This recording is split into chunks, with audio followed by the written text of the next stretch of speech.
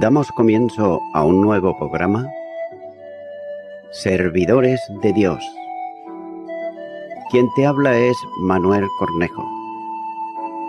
Estaré compartiendo la palabra de Dios y lo haré de una manera expositiva, versículo a versículo.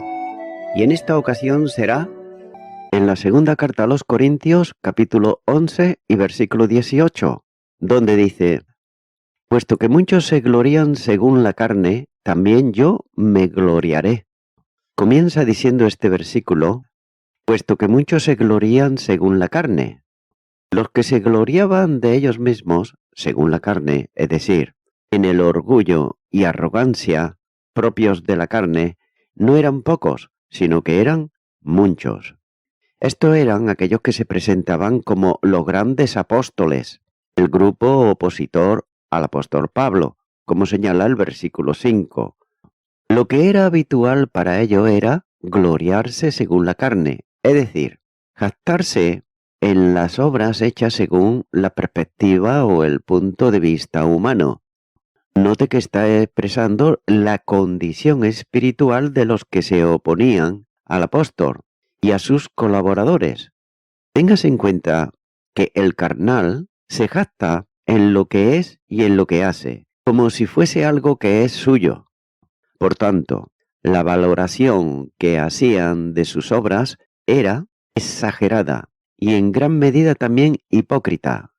La oposición a Pablo no estaba encabezada por una sola persona, aunque pudiera muy bien haber una en la iglesia que, desde esa condición de miembro de la iglesia en Corinto, asumiera también esa forma, pero la oposición estaba formada por varios que habían entrado en la iglesia, es decir, todos ellos que eran falsos apóstoles y todos ellos, además, judaizantes.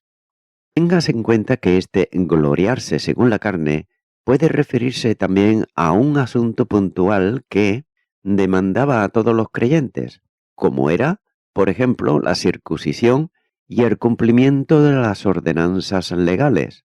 Pero en general se trata de vivir y funcionar según la corrupta naturaleza humana, ya que trataban de presentarse como perfectos, espiritualmente hablando, motivos que eran indignos. Sigue diciendo esta palabra: también yo me gloriaré.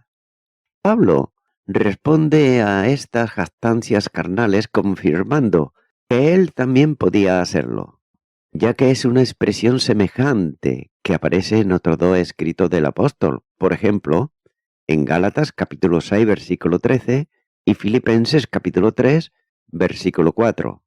Pero note que es necesario entender que los enemigos de Pablo se jactaban por motivos indignos propios de la naturaleza caída, impulsados por la carne, esto es, contrario a la condición espiritual de Pablo, que siendo apóstol de Cristo y escribiendo palabras inspiradas, no podía estar movido o motivado por la carne. Simplemente dice que, como otros se jactan también, él lo hará, pero con la diferencia que esta jactancia suya corresponde a asuntos reales ocurridos en el ejercicio de su ministerio, mientras que la de sus adversarios eran absolutamente carnales, para alabarse y ser considerados grandes por los hombres. Continuará con el versículo 19, donde dice: porque de buena gana toleráis a los necios, siendo vosotros cuerdos. Los falsos apóstoles, ellos eran necios, y lo eran puesto que se gloriaban de sí mismos. Habían sido tolerados o soportados por los corintios, de manera que bien podían hacerlo con el loco de Pablo, en lo que les iba a recordar. También es notable que los corintios estaban dispuestos a recibir a cualquiera que se considerase capaz de enseñar. De ahí, por otro lado, la facilidad con que se introducieron en la iglesia los que venían para enseñar doctrina errónea. Ellos estaban dispuestos a soportar que su vida no fuese modelo a seguir y que su conducta fuese abusiva, de modo que recibían de buena gana a estos necios. La triste realidad es que los sensatos cuerdos estaban manifestando alto grado de insensatez, y lo estaban haciendo precisamente por soportar a quienes se autoalababan entre ellos. Los enemigos de Pablo se habían impuesto sobre estos, de modo que siendo coherentes con su comportamiento no podían sino soportar la vindicación del apóstol. Continuará con el versículo 20, donde dice: Pues toleráis si alguno os esclaviza, si alguno os devora, si alguno toma lo vuestro, si alguno se enaltece, si alguno os da de bofetadas. Comienza diciendo este versículo: pues toleráis. El versículo es hiperbólico, usado de este modo para destacar la conducta de los falsos apóstoles y de forma especial el trato que estaban usando hacia los corintios. Y esto estaba demostrando la tolerancia absurda de los creyentes. Nótese que usa 5 verbos de intensidad creciente para calificar esa conducta. El primero, dice que son dominadores porque esclavizan. En segundo lugar, son explotadores porque devoran. En tercer lugar, son ávaros porque toman lo de los otros. En cuarto lugar, son engreídos porque tratan con altanería. Y en quinto lugar, son crueles porque le abofetean. Esto pone de manifiesto la insensatez de los corintios que soportan a los insensatos.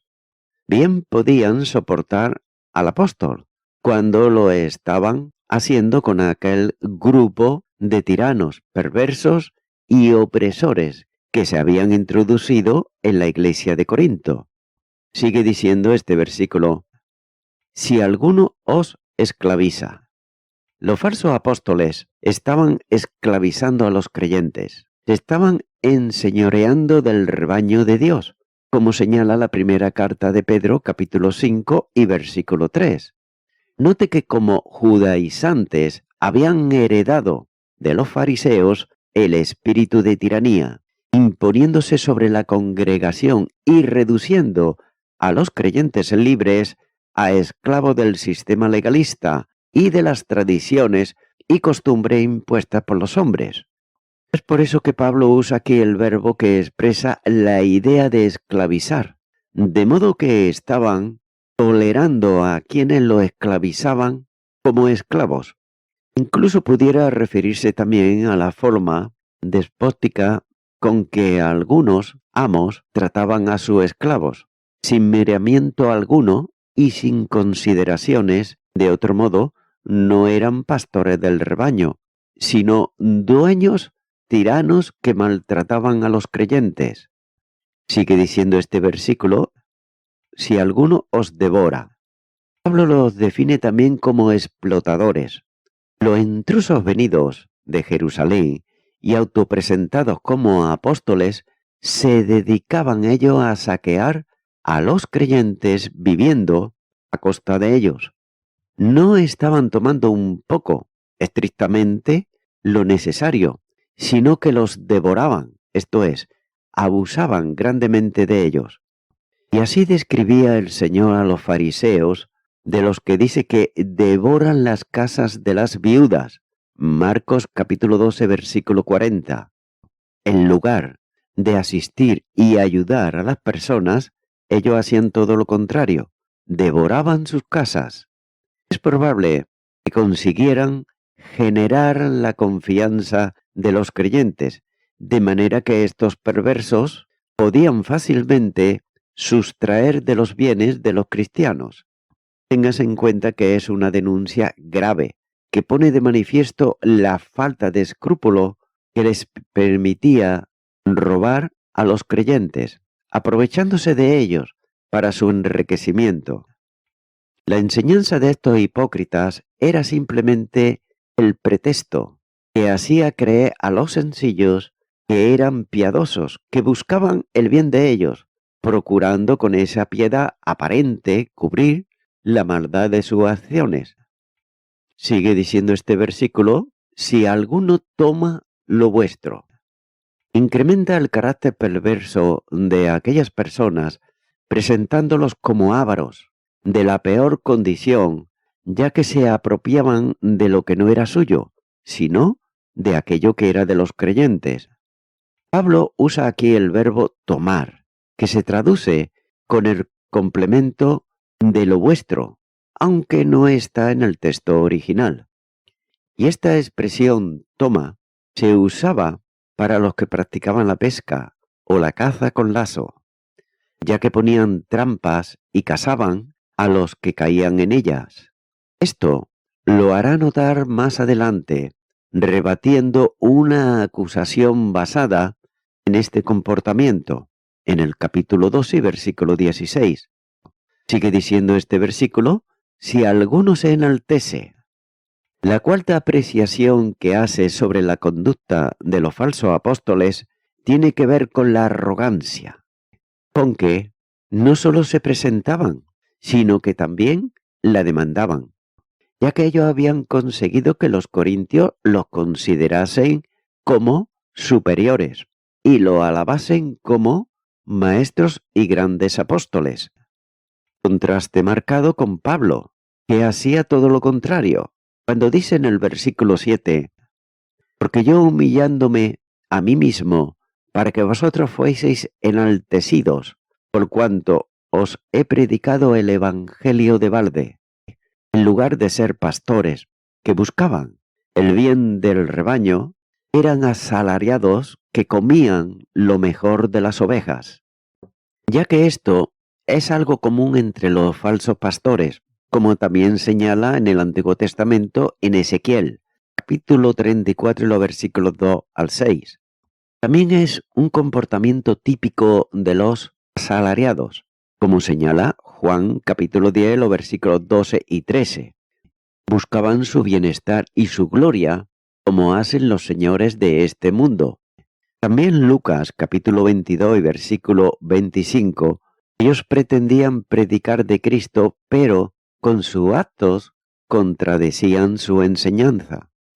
Y el siguiente versículo, Lucas capítulo 22, versículo 26, nos muestra que la verdadera autoridad espiritual no se busca, sino que nace de un servicio humilde y ejemplar. Primera de Pedro capítulo 5, versículo 3. El comportamiento altanero, engreído, es propio y típico de Satanás, y natural en sus ministros, como señalan los versículos 14 y 15, ya que este tipo de personas está presente en la Iglesia en todos los tiempos, incluyendo también a este presente, ya que ellos explotan a los creyentes y además se apoderan de sus bienes, coaccionando para impulsar ofrendas y tomar para sí los recursos de otros con el pretexto de ser apóstoles. Por otro lado, también prometen bendiciones, sanidades, posiciones económicamente desahogadas a cambio de ofrendas. Cuanto más grandes, mejor. Ahora bien, ellos viven en el lujo, mientras muchos de sus fieles apenas tienen lo suficiente para comer. Por tanto, todo estos son marcadamente inicuos y absolutamente perversos, cuyo fin será conforme a las obras impías que practican. Sigue diciendo este versículo, si alguno os da de bofetadas.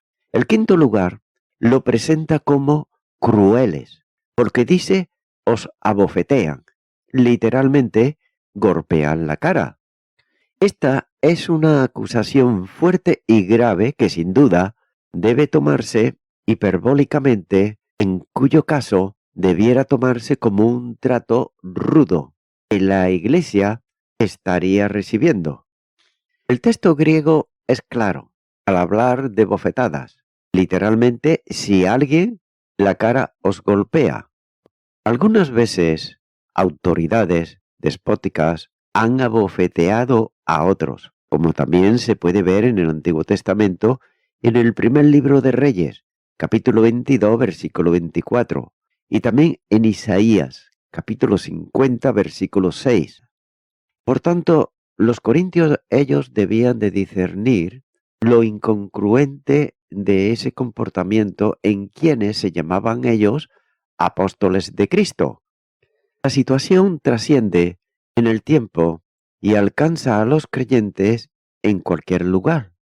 En ocasiones es lo que se suele llamar como el ministerio del azote, que sin gracia alguna denuncia las acciones de otros para corregir, sin atender en ningún caso a la restauración. Y son los golpes dados al rebaño de Dios por quienes se dicen pastores, pero que realmente son dictadores. Generalmente denuncian pecados en otros, cuando el corazón de ellos está lleno, por otro lado, de rencor. También son incapaces de acariciar a la oveja descarriada, también de restaurar a la descarriada, de sustentar a la peniquebrada.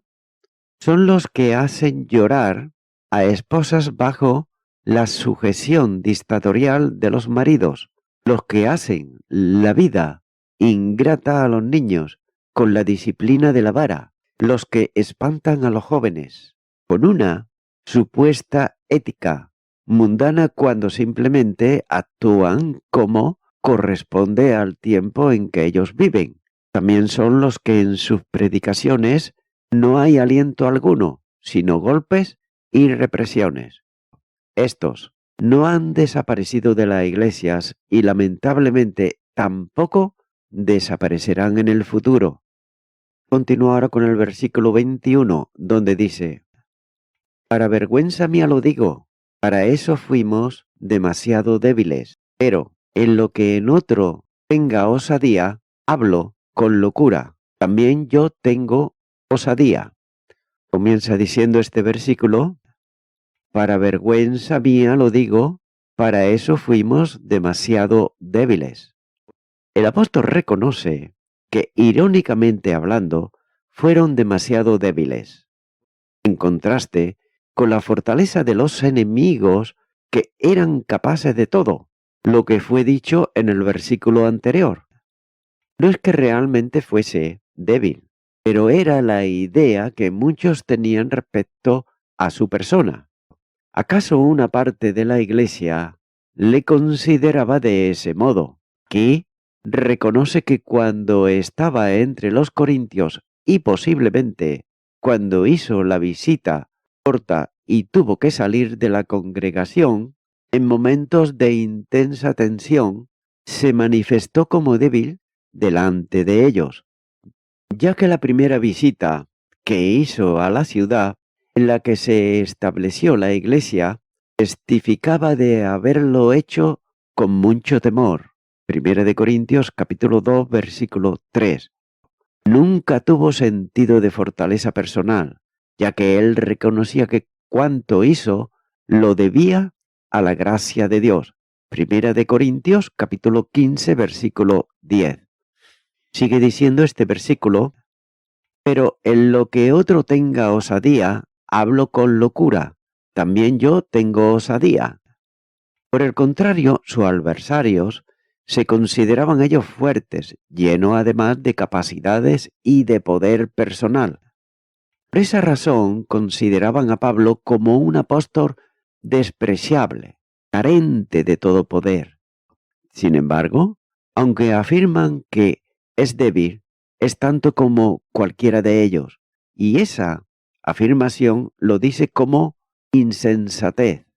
Pero en cualquier cosa que aquellos se atreviesen y usasen para gloriarse, él se atrevía también, ya que la enumeración de sus éxitos y de los logros personales, aunque pareciera ser propio de un insensato que se alza sobre sus triunfos, no es así, puesto que no precede por principios naturales, sino sobrenaturales, siendo apóstol de Jesucristo y actuando en comunión con Él y en el poder del Espíritu que conduce su actividad. Continúa ahora con el versículo 22, donde dice: ¿son hebreos? Yo también. ¿Son israelitas? Yo también. ¿Son descendientes de Abraham? Yo también.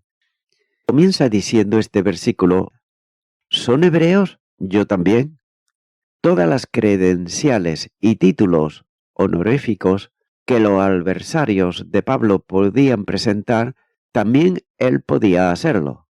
Es una auténtica confrontación con lo que los intrusos ponían delante de los corintios para impactar en ellos. El primero de ellos es el de la procedencia, es decir, el origen que decían tener, que era de hebreos. Pero probablemente algunos no eran de origen hebreo, sino prosélitos, que fueron introducidos al pueblo por la circuncisión y la aceptación del sistema legal. Pero note que, sin embargo, el apóstol lo era de descendencia, tanto de padre como de madre, como así señala, por ejemplo, en Filipenses capítulo 3, versículo 5, y Hechos de los Apóstoles, capítulo 21, versículo 39, ya que el apóstol pertenecía al pueblo del pacto, de los privilegios y las bendiciones, como señala Éxodo, capítulo 19, versículos 5 y 6, y Números, capítulo 23, versículo 9. Pero note que no solamente era hebreo en cuanto a raza, sino también en cuanto a lengua. Algunos de los judíos, especialmente aquellos que procedían del mundo griego, no hablaban hebreo, sino, en el mejor de los casos, arameo, el idioma coloquial del entonces, mientras que el apóstol lo hablaba correctamente, como señala, por ejemplo, en Hechos de los Apóstoles, capítulo 21, versículo 40. Mientras que la mayoría de sus detractores no podían presentar una ascendencia genealógica extensa en el tiempo, él podía, sin embargo, remontarse hasta el patriarca de una de las tribus de Israel, la de Benjamín. Filipenses capítulo 3, versículo 5. Por otro lado, se han buscado las razones del orgullo de Pablo en esta vinculación, teniendo en cuenta que la tribu de Benjamín estaba relacionada con muchos fracasos dentro de la nación, y especialmente en los días de los jueces, como señala Jueces capítulo 19 y capítulo 20, ya que Benjamín fue el único hijo de Jacob, nacido en la tierra prometida. Génesis capítulo 35, versículos 16 al 19. También fue una tribu de rancio aborengo, de la que procedía el rey de Israel que tenía el nombre que le habían puesto los padres de Pablo, Saulo, como señala el primer libro de Samuel, capítulo 9, versículo 1. Esta es la posible causa por la que tenía ese nombre, ya que era de la tribu de la fidelidad que se había mantenido unida a la de Judá en la división del reino, como señala el primer libro de Reyes, capítulo 12, versículos 19 al 21. Si bien esa unidad con Judá no fue aceptada con el mismo agrado por todos los benjamistas, sin embargo se le menciona asociada con Judá en la restauración después del cautiverio. Esdras, capítulo 4, versículo 1. Por tanto, pocos judaizantes podían presentar esa credencial de raza. Es más, posiblemente muchos de ellos no podían presentar con certeza su procedencia vinculada con alguna de las 12 tribus de Israel. Sigue diciendo este versículo, ¿son israelitas? Yo también. Los judaizantes se vanagloriaban de ser israelitas, con toda seguridad en relación con la religión. Aquellos falsarios se consideraban practicantes de la religión pura, no adulterada, como acusaban a Pablo de enseñar. Pero por otro lado, ninguno de ellos podía superarlo en esto, puesto que era celoso, guardador de la ley. Hechos de los Apóstoles, capítulo 22, versículo 3. Además, siendo de la tribu de Benjamín, era de la que habían sido leales a la tribu real de Judá, y no cismáticos como lo de las tribus del norte. Allí estuvo en el reino del sur el templo de Dios, como lugar de adoración. Como cumplidor de los preceptos legales era irrepresible. Filipenses capítulo 3 versículos 5 y 6. En cuanto a los principios de la ley, el respeto y la obediencia a ella podía presentar sus credenciales de fariseo. Estar vinculado al grupo fariseo impulsaba la vivencia del ideal fariseo. No solo había sido fariseo, sino también hijo de fariseos. Hechos de los Apóstoles, capítulo 23, versículo 6. Estos se habían vinculado a un estilo de vida que buscaba la perfección religiosa, mediante el cumplimiento estricto de las normativas legales y de las tradiciones. Es por eso que Pablo, él, había sido un celoso cumplidor de todo eso, de manera que podía decir que en el judaísmo aventajaba a muchos de sus contemporáneos en mi nación, siendo mucho más celoso de las tradiciones de mis padres. Gálatas capítulo 1, versículo 14. Y él mismo testificaba de su celo religioso ante Agripa diciendo, los cuales también saben que yo desde el principio, y si quieren testificarlo, conforme a la más rigurosa secta de nuestra religión, viví fariseo. Hechos de los Apóstoles capítulo 26, versículo 5. Los fariseos eran profundos conocedores intelectuales de la Escritura, pero su equivocación consistía en tratar toda la práctica religiosa como meritoria, en una observación ritual, tradicional y religiosa que los convertía en hipócritas. Jesús los reprendió por esa forma de piedad aparente como hipócritas y orgullosos. Mateo capítulo 6 versículo 2 y versículo 16. También como necios y ciegos espirituales. Mateo capítulo 23 y versículo 33. Y también como aparentes y engañadores. Mateo 23 versículos 3 y 13. Pero también en cuanto a la justicia legal, era irrepresible desde el punto de vista meramente humano y religioso. En su actuación se le acreditaba esta condición. Podía confiar en su justicia personal, ya que alcanzaba esa condición según la enseñanza tradicional de los judíos. Podía estar seguro de que en esa práctica religiosa y en ese estricto cumplimiento de la ley alcanzaría, según la enseñanza tradicional, la justificación.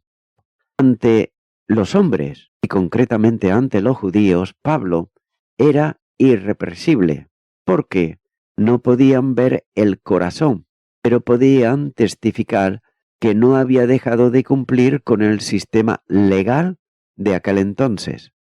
Sigue diciendo este versículo, ¿son descendientes de Abraham? También yo.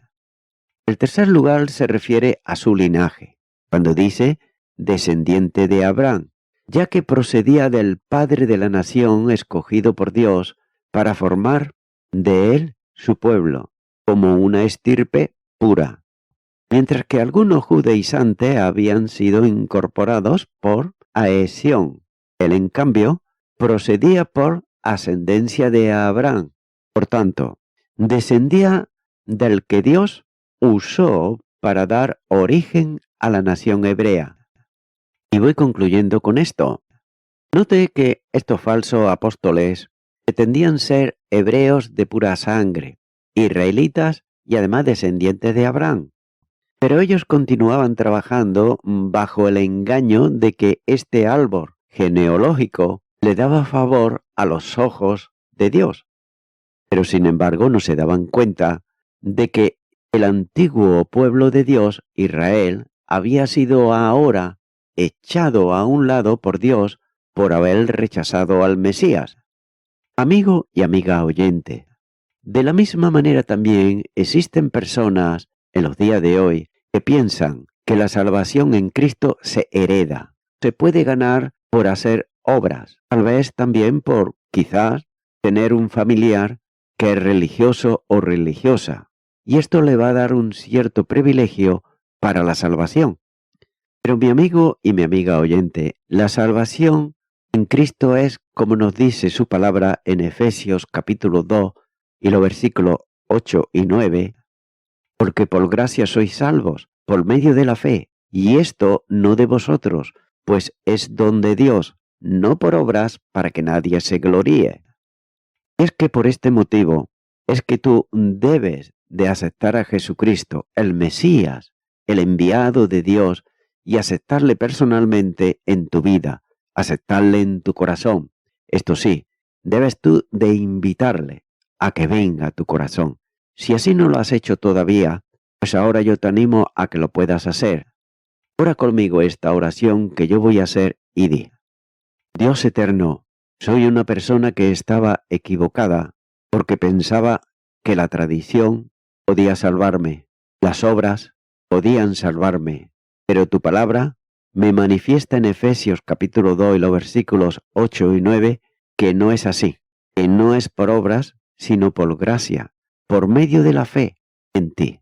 Y ahora te quiero pedir perdón por haber pensado y actuado de esta manera, por todos mis pecados que he cometido, los cuales me arrepiento de ellos y te recibo a ti, Señor Jesucristo, como mi Salvador. En tu nombre, amén.